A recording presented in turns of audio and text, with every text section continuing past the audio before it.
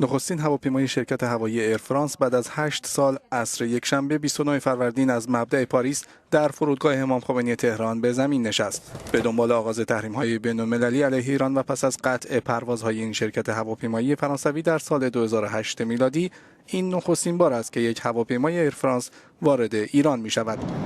پیش از این گروهی از مهمانداران زن ایر فرانس گفته بودند به دلیل اجبار برای داشتن حجاب به ایران سفر نمی‌کنند، اما ایر فرانس پذیرفتن مأموریت ایران را برای مهمانداران خود اختیاری کرد.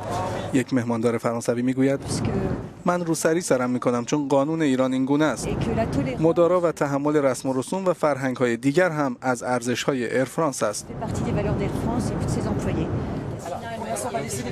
وزیر حمل و نقل فرانسه، مدیر عامل شرکت ایر فرانس و مدیر عامل شرکت بوئینگ نیز از جمله مسافران هواپیمای فرانسوی بودند.